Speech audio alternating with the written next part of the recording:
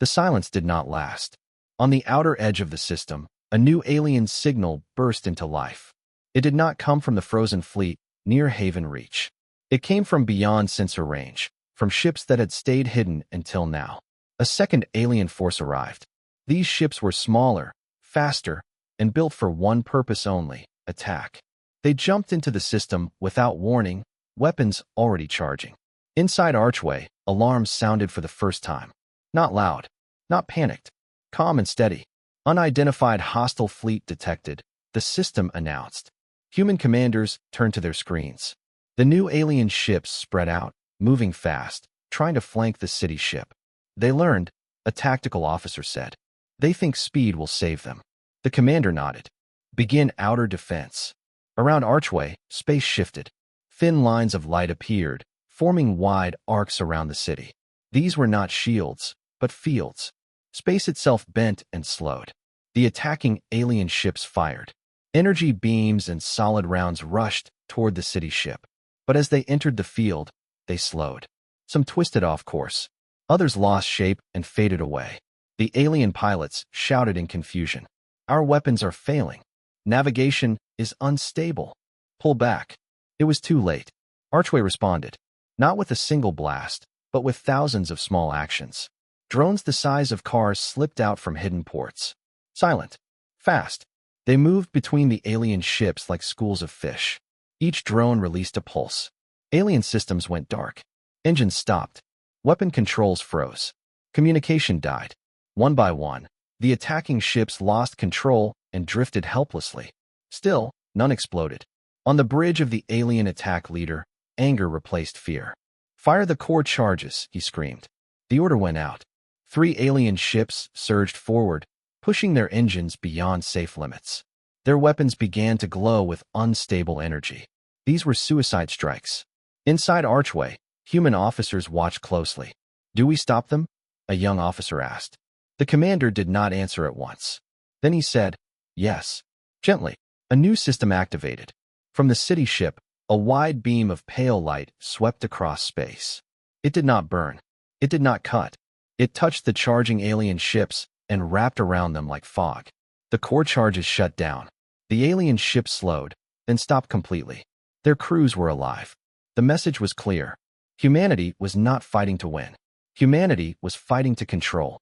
On the frozen alien flagship near Haven Reach, the commanders watched the battle feed in horror. They could have destroyed us twice, one whispered. Why haven't they? Another asked. No one answered. Inside Archway, the defense phase ended. The city ship returned to silent motion. Drones returned to their ports. The fields relaxed. The system was secure. A human communications signal opened again, broadcast to all alien ships, frozen and newly captured. You have tested our limits, the human voice said. You have reached them. On the colony below, people watched the stars. Flashes of light faded. The sky returned to normal. A farmer lowered his tools. It's over, he said. His daughter looked up. Did we win? He thought for a moment. We survived, he said. That matters more. Back in space, alien crews sat in powerless ships. Some stared at the glowing city ship. Others looked away, ashamed or afraid. One alien officer, younger than most, spoke softly to his commander. They protect their people inside the weapon. The commander's eyes narrowed. Yes. They did not kill us when they could. Yes. The young officer hesitated.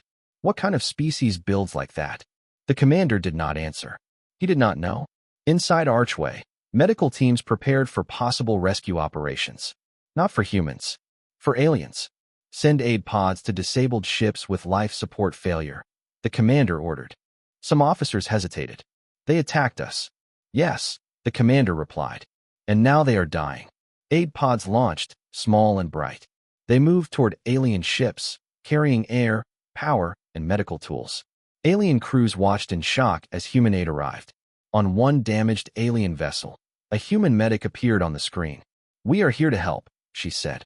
The alien captain stared. Why? The medic answered simply. Because you are alive. Across the system, a message spread faster than any weapon. Humanity does not rush. Humanity does not panic. Humanity controls the fight, and then chooses mercy. The planet killer remained trapped, silent, and useless. The second alien fleet was disabled. The first remained frozen. The war, as the aliens had planned it, was already lost, and the humans had not fired a single killing shot. Above the star, Archway held its place, calm and bright. A city among weapons. A home that refused to fall. The warning came without sound. Across the deep black of space, the alien armada floated in perfect order. Thousands of ships, sharp and cold, waited above a distant star system. At the center of their formation was one ship larger than all the rest. Its surface was dark, smooth, and silent. This was the Planet Killer. On the bridge of the human observation station, no one spoke. Men and women stood still, watching the widescreen. The feed came from a nearby system, one that had refused the alien demand to surrender. "That world has no shields," someone whispered. The alien ship fired. There was no bright flash at first, no loud explosion. Instead, a thin line of light touched the planet's surface. For one long second, nothing happened. Then cracks spread across the world like broken glass. Oceans lifted into space. Mountains folded inward. The planet shattered, slowly and fully, until it became a ring of burning dust. Several humans turned away. One officer closed her eyes. Another gripped the edge of the console until his hands shook. The aliens sent a single message, translated into clear human language. "Surrender, or this will be your home." Fear moved through human space faster than the alien fleets. News spread from colony to colony. Worlds went dark. Trade routes closed. Civilian ships fled toward the inner systems. On the human council worlds, leaders argued. Some demanded attack. Some begged for peace. Some said nothing at all. Above one small colony near a yellow star, life continued in silence. The colony was called Haven Reach. It was not rich.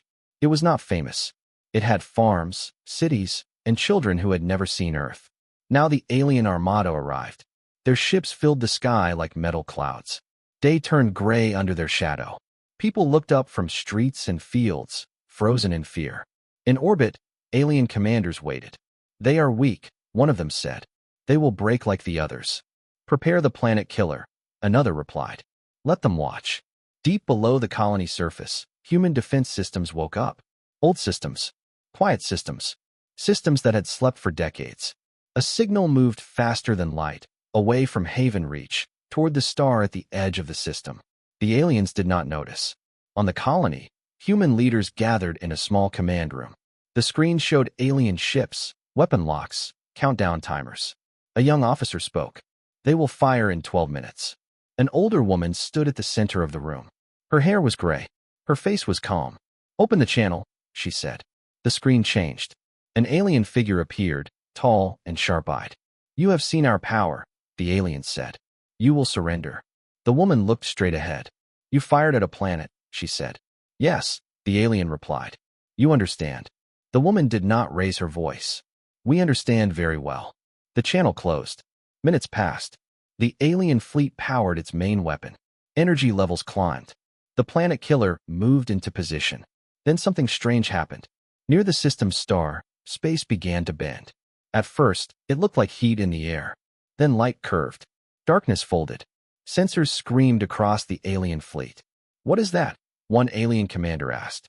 The star shook. Not exploded. Not collapsed. It opened. Massive shapes slid out from the light itself. Metal, cities, towers, rings, and glowing lines unfolded from empty space. Structures larger than moons moved with slow purpose. Entire districts rotated into place. Artificial skies lit up. Shields flared like sunrise. The aliens stared in silence. "This is impossible," one whispered. The human signal returned. The same woman appeared on the screen. "You fired at a planet," she said again. "We live in stars." The object near the star was no weapon alone. It was a city, a living city. Millions of lights burned across its surface. Power flowed like rivers of fire. The star itself sat at its heart, controlled, contained, alive. Alien weapons locked on automatically. "Fire!" an alien commander shouted. Beams struck the city ship. Nothing happened. The beams bent. Some vanished. Others were absorbed into the glowing shields. The city did not move faster. It did not rush. It simply continued to unfold, calm and endless. Human systems came fully online. Defense grids activated. Not with loud blasts, but with clean, sharp precision. Alien ships lost power. Weapons shut down. Engines froze. One by one, entire fleets went dark, drifting helplessly. Still, no ships exploded. On Haven Reach, people watched the sky. Alien vessels stopped moving. The shadow lifted. Sunlight returned. Children pointed upward. "Are we safe?" one asked. Above the system, the human city ship finished deploying. Its name echoed across secure channels, old and heavy with meaning. Archway. The human woman sent one final message. "We warned you," she said. "This is only one city." The alien armada did not answer. They were too busy realizing the truth. Humanity had not built a single weapon. Humanity had built homes that could fight. And this was just the beginning. The Alien Council took longer than expected. Inside their frozen flagship, power had been restored to only basic systems. Life support, light, and internal gravity worked again. Weapons and engines did not. The humans had allowed this on purpose. They wanted the aliens to think clearly. The senior alien commander stood before his council. Around him, leaders of fleets, science units, and war doctrine waited. None of them spoke with confidence anymore. "The humans control the system," one officer said. "They control our ships. They control the planet killer." A scientist added, "And they do it without damage. Their systems are elegant." The word felt strange in a war room. Another officer struck the table. "Elegance does not matter. Power does. We must break free." The senior commander looked at him. "How?" Silence followed. Finally, the commander said, "Open the channel." The human response came at once. The human commander appeared, calm as always. "You have decided," he said. "We have questions," the alien replied. "You may ask." The alien commander took a breath. "The planet killer. You have access to it." "Yes." "You could destroy it." "Yes." "You could turn it against us." "Yes." "Why haven't you?" The human commander did not answer right away. Then he said, "Because some tools should not continue to exist, and some lessons should be learned, not punished." The alien commander felt something twist inside him. He nodded slowly. "Then allow us to see," he said. "Allow us to understand." Inside Archway, human leaders gathered. The decision was not simple, but it was clear. "Begin controlled access," the commander ordered. "Show them everything." Human and alien teams met inside a shared virtual space. Images of the planet killer filled the air. Its massive core, its single purpose. "This weapon consumes worlds," a human engineer explained. "It breaks gravity. It tears matter apart." An alien scientist added quietly, "We believed fear would bring order." The human looked at him. "Did it?" The alien did not answer. Together, they worked. Step by step, systems were shut down. Safeties were removed. Power feeds were cut. The planet killer went dark. Across the system, sensors confirmed it. The most feared weapon in the region was now nothing more than metal and memory. On Haven Reach, the colony below, cheers spread through the cities. People hugged. Some cried openly. "It's really over," a man said. "Not yet," an old woman replied. "But it's changing." Far beyond the system, watchers took notice. Other species had been listening, observing, waiting. They saw the impossible. A dominant alien force stopped without total destruction. A planet killer captured intact. A human city ship choosing restraint over victory. Messages spread quietly through hidden channels. Humanity is not what we thought. They did not conquer. They disarmed. Inside Archway, the alien commander was given limited physical access. Escorted, unarmed, he walked through parts of the city ship. He saw gardens under false suns. He saw schools. He saw hospitals. "These people trust you?" he asked a human guide. "They trust the city," the guide replied. "And what it stands for." They stopped near a wide window. Outside, the captured star burned steady and bright. "You live inside danger," the alien said. "Yes," the human replied. "So we never forget the cost of failure." The alien commander looked away. For the first time, shame touched him. Back in the command halls, the final step began. Human systems released control of several alien ships. Engines came back online. Weapons stayed locked. "This is your choice point," the human commander broadcast. "You may leave." "And the planet killer?" the alien asked. "It will be dismantled," the human said. Publicly, the alien council watched as human machines began to take the weapon apart, piece by piece. slow and careful. No victory parade. No celebration. Just quiet work. The alien commander spoke to his council. We came to teach fear, he said. We were taught restraint. Some protested. Others nodded. Finally, the council agreed. The alien fleet withdrew. Not fleeing. Leaving. As their ships moved away, many alien crews looked back at Archway. At the city that could have ended them. Instead, it let them go. Across the galaxy, the moment echoed. Old powers reconsidered old plans. Small species dared to breathe easier. New alliances whispered into being. Humanity had crossed a line without firing a killing shot. They had shown that strength did not need cruelty. Above Haven Reach, Archway began to move. Slowly, the city ship shifted position, preparing to depart. On the colony surface, people gathered to watch. Will they come back? A child asked. A teacher answered. If they do, it will be to talk. The Starship city turned its great rings. Lights dimmed slightly as systems adjusted. The war was not fully over, but the turning point had passed. The galaxy had seen the truth. Humanity did not rule by fear. Humanity changed the rules, and nothing would be the same again. Archway did not leave in silence. As the city ship prepared to depart, its systems sent one final open broadcast across the system and beyond, not only to the retreating alien fleets, but to anyone who was listening. The message was short. We are going home. No threat followed. No warning. Just truth. The massive rings around the captured star began to shift. Energy lines dimmed and realigned. Space bent gently around the city ship as its engines prepared to fold reality once more. On Haven Reach, people gathered in open fields, on rooftops, and along oceans. The sky above them glowed softly as Archway moved. A child waved at the light. Goodbye, she said. Her mother smiled. They're not gone, she replied. They're watching. Above the planet, the city ship slowly pulled away from the star.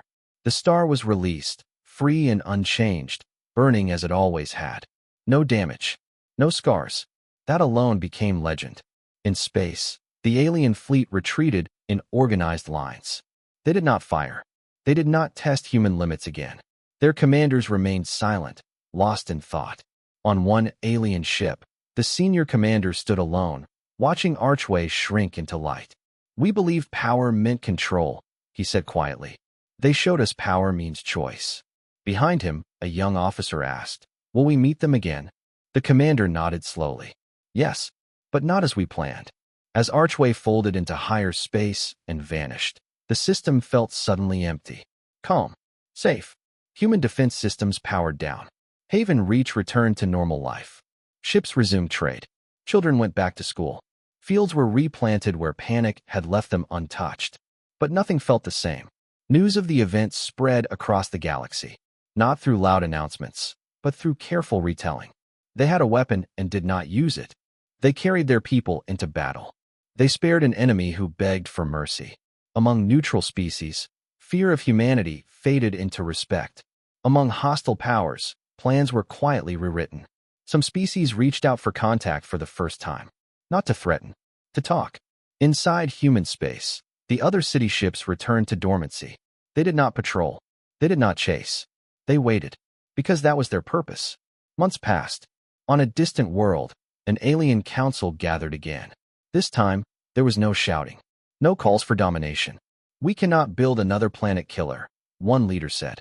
Why? Another asked. Because if we do, the first replied, we already know who will stop us. The vote was unanimous. The program was ended. Far away, on Archway, life continued as it always had. Markets opened. Trains ran. Children grew older under artificial skies that felt just as real as any planet. In a quiet observation deck, the human commander from Haven Reach stood with the historian. They watched stars pass by as the city ship drifted between systems. Do you think they learned? The commander asked. The historian considered this. Some did, she said. Some will forget. The commander nodded. That's why we stay ready. But we don't hunt, she added. No, he said. We endure. A new signal arrived, faint but clear. A request for peaceful contact from a small alien union near the galactic edge. The commander smiled slightly. Open a channel. The story of Archway spread further with time. It changed as stories do. Some said the humans lived inside living stars. Others said their cities could not be destroyed by any force. The truth was simpler. They chose responsibility over fear. Years later, a child on Haven Reach would learn about the day the sky darkened and did not burn, about the city that arrived and refused to fall, about the enemy that was allowed to leave. She would ask her teacher, why didn't they destroy them? And the teacher would answer, because if they had, they would have become the same. Across the galaxy, wars still happened.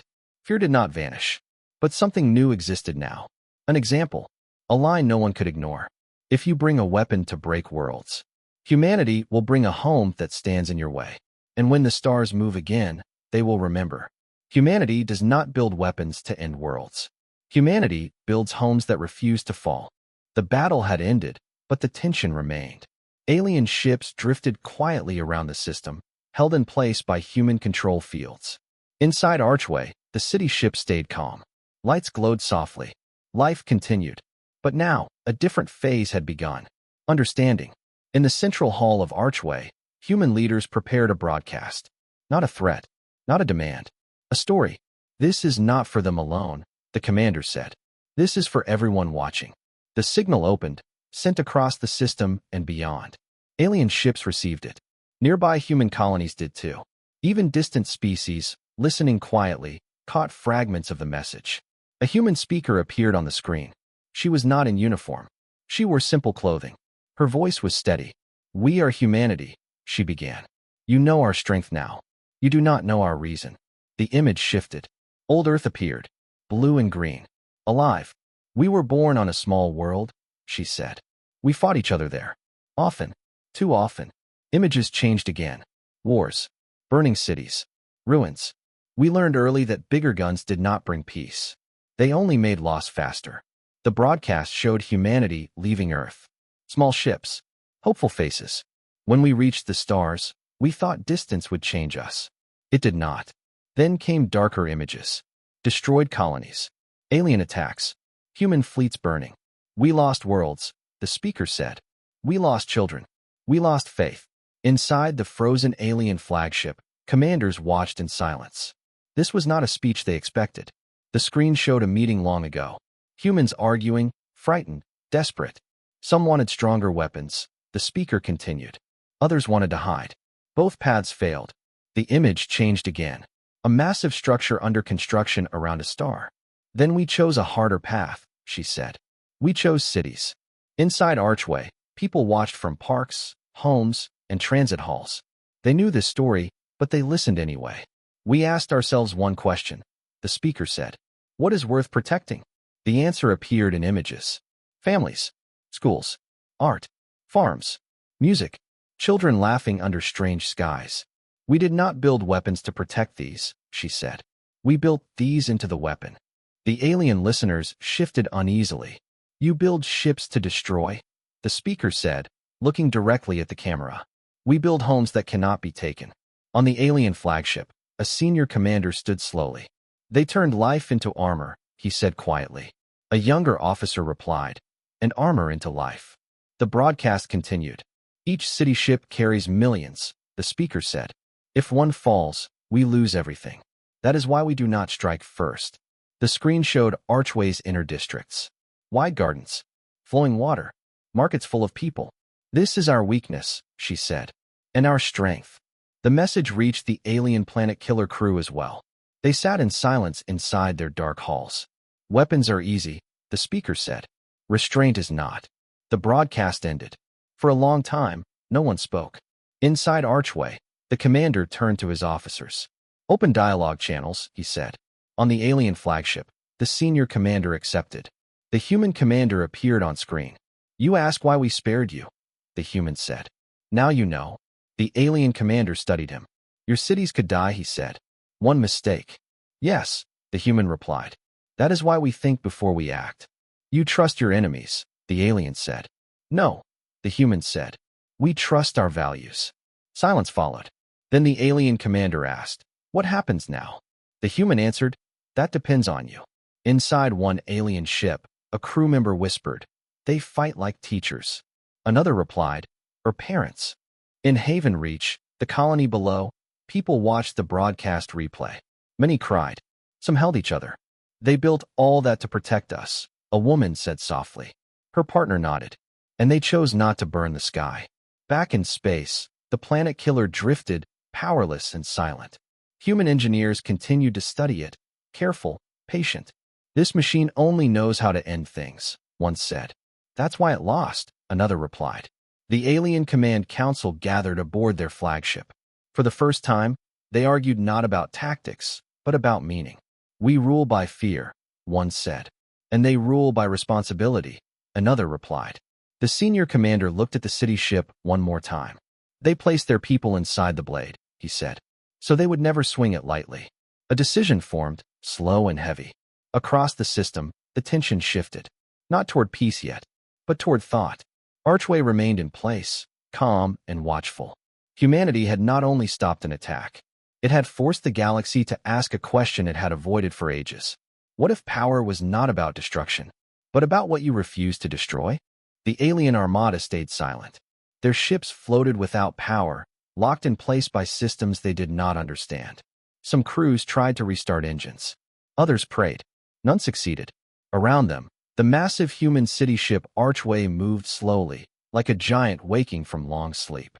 From the outside, Archway looked unreal. Rings of metal turned around the captured star at its core. Towers the size of mountains rose from wide platforms. Lights glowed like night cities seen from space. Roads, habitats, and green zones were visible even from far away. Inside the city ship, life continued. People walked through open streets under artificial skies. Trains moved between districts. Children played in parks while alarms stayed quiet.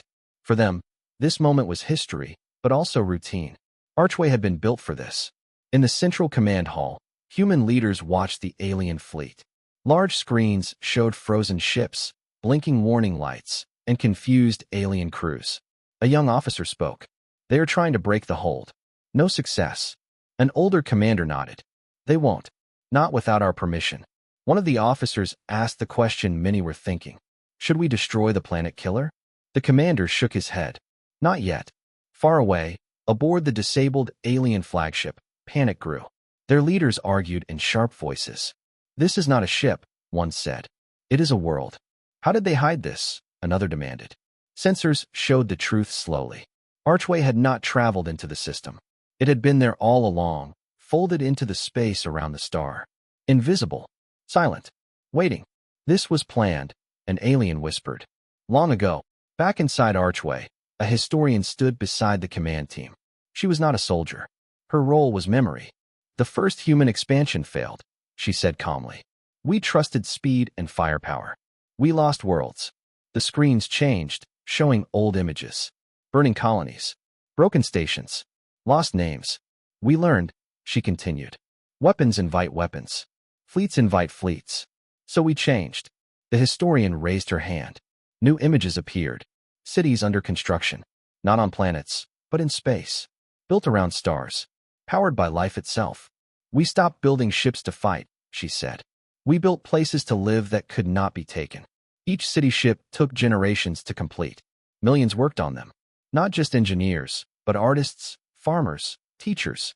Every city was meant to survive alone forever. They are homes first, the historian said. Defense second. On the alien flagship, a signal request appeared. Human origin. The alien commander hesitated, then accepted. A human officer appeared on the screen. His uniform was simple. No signs of pride. You are inside the influence zone of Archway, he said. Your weapons are disabled. Your crews are safe. The alien commander leaned forward. Why are we alive? The human officer answered without delay. Because we choose restraint. You destroyed our fleets before, the alien said. We disabled them, the human replied. There is a difference. The alien studied the human face. You could end us. Yes, the human said. But we will not. Silence followed. Then the alien asked, how many of these cities do you have? The human officer paused. Not for effect. For truth. Enough, he said. The channel closed. Inside Archway, the city adjusted its orbit slightly. Energy levels stayed stable. The captured star burned bright and calm, controlled by systems older than many human worlds. Families gathered around screens inside the city. They watched the frozen alien fleet. Is the war over? a child asked her father. For today, he said. In Haven Reach, the colony below, people cheered quietly. No invasion came. No fire fell from the sky. The planet killer remained powerless, held in invisible grip. Human engineers studied it from afar. It was strong, brutal, designed only to destroy. This is how they think, one engineer said. One tool, one purpose. The commander nodded. That is why they lose. Across human space, other city ships stirred. They did not move yet. They did not need to. Messages passed between them, silent and fast. Archway was enough. On the alien ships, fear slowly changed into something else. Confusion, doubt. Some alien officers looked at the city ship again, not as a threat, but as a question. A weapon that carried children. A fortress that grew food. A city that refused to fire first. For the first time, the aliens wondered if power could exist without hunger. Above Haven Reach, Archway held position. Its lights shone softly against the dark. Humanity had shown its answer to fear. Not rage, not conquest, but endurance. And the galaxy was beginning to understand what that meant.